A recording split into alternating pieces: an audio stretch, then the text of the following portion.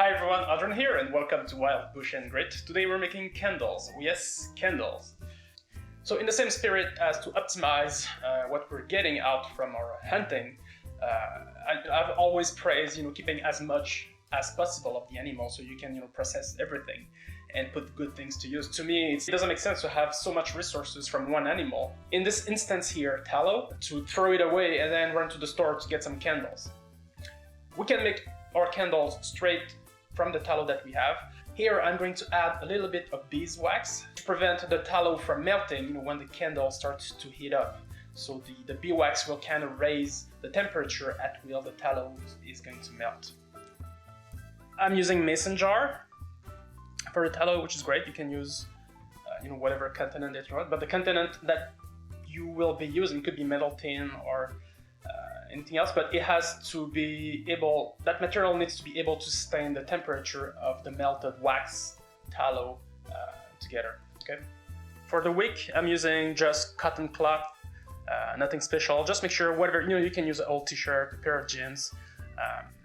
Make sure it's 100% cotton. You don't want spandex or acrylics in your mix. This is not gonna burn nicely for your lungs. So it's just an old cotton rag that I had in the house. What I like to do to make my 3 strands that I'm going to braid together, I like to fold it. So I like to fold the rag. Let's do it 4 times. So it's at least, I can cut it in one strike of my scissors. So it's gonna make like really, really nice, long, even strands.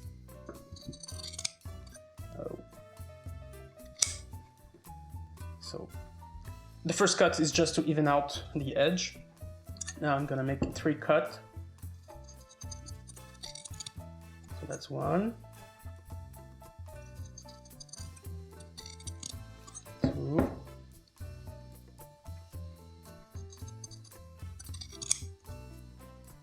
and 3. I'll just align 3 ends here. I'll make a knot. This is so easy, simple to do. You don't need to go out and buy some wicks. Just recycle whatever you have on hand. And then you just braid them.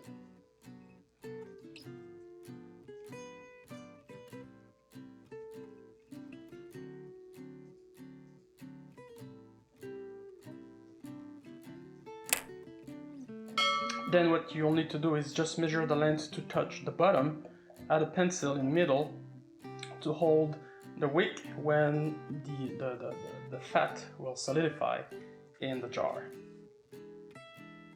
So in terms of ratio, I will do 1/4 beeswax and 3/4 tallow. Okay, and by volume, and I'll just eyeball it. This is not rocket science. I'm not sending anyone to the moon. So no,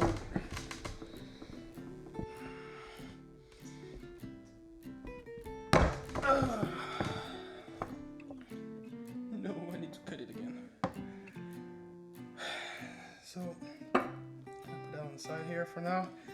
So now I know this one isn't going to be that hard. I'll just cut it some more, and I'll just drop it straight into the pot here.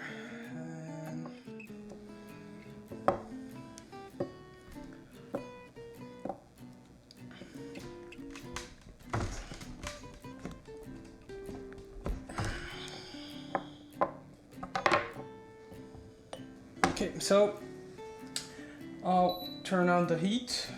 You can do that on your stovetop, no problem. I'm doing it here because it's just more convenient for me.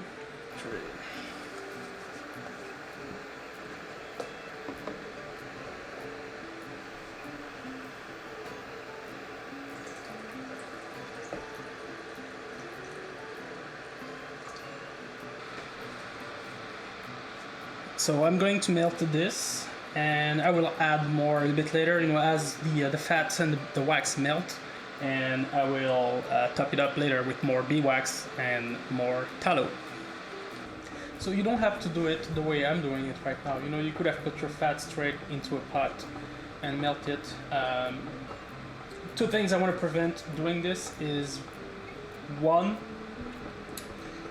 making sure I don't have that much cleanup to do after. You know, like cleaning the fat and the beeswax off a pot is very it's not fun, okay? It's not the fun part. And the second thing I also wanted to prevent is actually burning the fat. You know, I know we can do it very slowly on stuff though, but like this, it's a much smoother way to actually melt the fat and the beeswax, and that could prevent, you know, unnecessary burning. I could have done it in the oven as well. You know, put the fat and the beeswax straight into my mason jar, put the mason jar in the oven. Their mason jar can sustain a high temperature, so that's not a problem for them to be in the oven. I'm doing it here because I think it's much more spectacular, right? Alright, so at this point, the everything has melted properly, and we're ready to add the essential oil and the wick. Again, this is up to you. I'm going for my anti-mosquito recipe. That should be enough. So make sure the essential oil is well integrated. And it's already smelling so good, you know, just as it was melting, you know, the beeswax was a very sweet aroma. We're almost done. We just need to add the wick that we measured previously. And I'll just slowly put it, making sure all the air bubbles are actually coming out of the cotton. The second thing I'll make sure also is to make sure that it's well centered.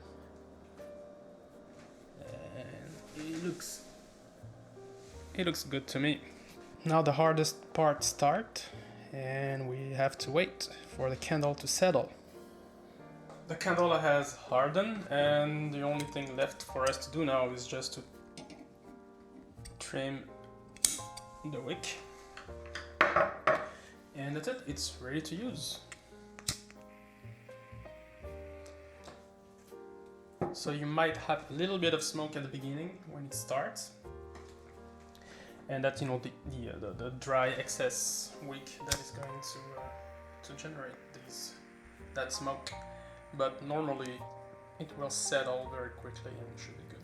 If you're the outdoor type, you like DIY, consider subscribing. This is what my channel is about, making stuff, going out there, having fun.